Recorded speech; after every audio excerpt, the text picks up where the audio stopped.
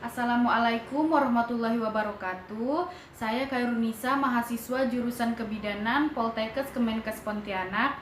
Hari ini akan memberikan penyuluhan kepada Ibu tentang tahapan-tahapan pemberian makanan pada balita.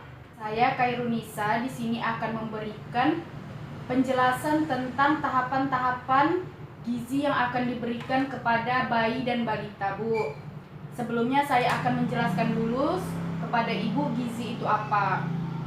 Jadi gizi adalah suatu zat yang berguna dan dibutuhkan oleh tubuh untuk pertumbuhan dan perkembangan bayi atau balita. Kemudian ada makanan yang bergizi seimbang mengandung 3 fungsi, yaitu yang pertama ada zat tenaga, Bu. Zat tenaga ini untuk menghasilkan tenaga atau energi bagi balita. Tenaga untuk melakukan aktivitas serta untuk pertumbuhan dan perkembangan pada bayi dan balita. Oleh karena itu, kebutuhan zat gizi sumber tenaga balita relatif lebih besar daripada orang dewasa. Zat tenaga ini dapat diperoleh dari karbohidrat, lemak, dan protein, Bu. Kemudian yang kedua ada zat pembangun.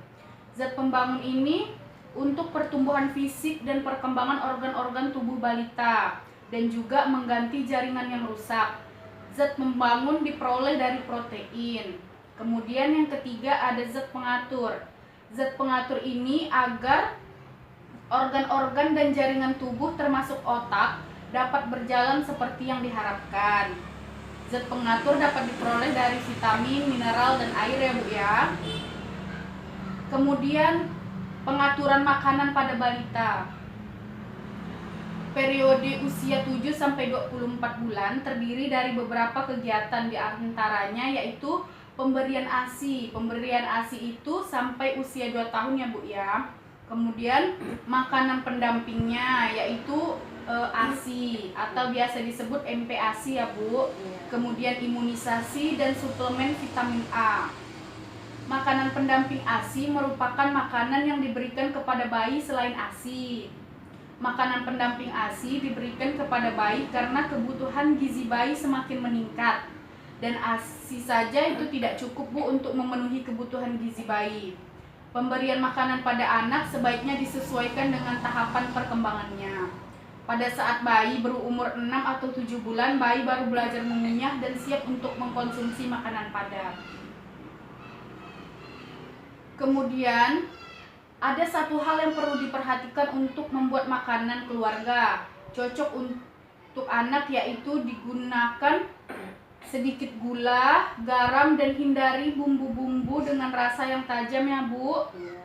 Pemberian ASI, pemberian MPASI kepada bayi diberikan setelah berusia 6 bulan sampai 12 bulan.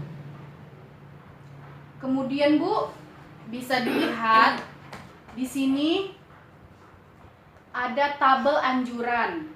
Tabel anjuran makanan pada bayi dan anak. Jadi, Bu, pada usia 0 sampai 6 bulan itu hanya diperbolehkan mengkonsumsi ASI atau air susu. Kemudian pada usia 6 sampai 8 bulan sudah boleh memakan makanan yang lumat atau makanan pendamping ASI. Kemudian bulan 9 sampai 12 bulan makanan yang lembek. Kemudian pada usia 12 sampai 24 boleh makan makanan keluarga. Jadi yang dimakan keluarga juga udah boleh dimakan oleh si bayi. Kemudian, Bu, di sini ada bahan makanan yang dianjurkan untuk bayi. Yang pertama, bubur tepung beras atau beras merah yang dimasak dengan menggunakan cairan atau kaldu daging dan sayuran, susu formula atau air. Kemudian buah-buahan yang dihaluskan atau menggunakan blender seperti pepaya, pisang, apel, melon, dan alpukat. Kemudian sayur-sayuran dan kacang-kacangan yang direbus kemudian dihaluskan menggunakan blender. Kemudian yang keempat, daging pilihan yang tidak berlemak kemudian di blender. Yang kelima ada ikan yang di blender, sebaiknya ikan yang tidak banyak dagingnya ya, Bu ya.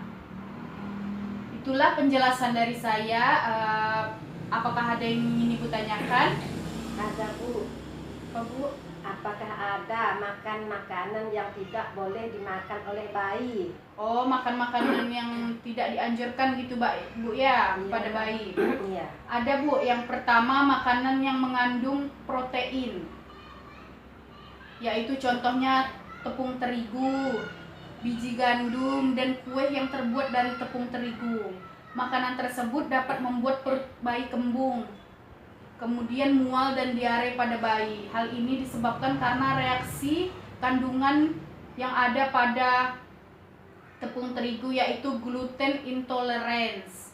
Kemudian yang kedua, hindari pemberian gula, garam, bumbu masak atau penyedap rasa ya Bu ya. Iya. Kemudian yang ketiga, makanan yang terlalu berlemak.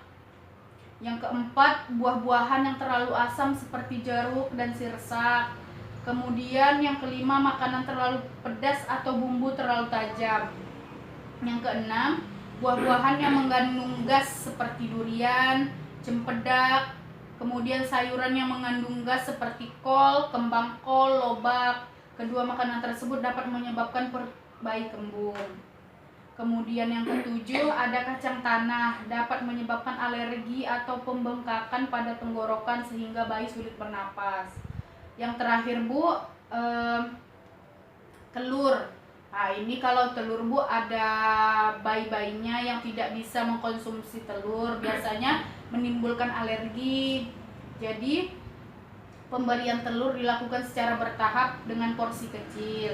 Jika terjadi alergi terhadap bayi, maka pemberian dihentikan. Bagaimana Ibu? Sudah paham sampai sini? Paham Bu. Baik Bu, ya, itulah yang dapat saya sampaikan. Semoga ilmu ini bermanfaat bagi kita semua. Lebih dan kurangnya saya mohon maaf.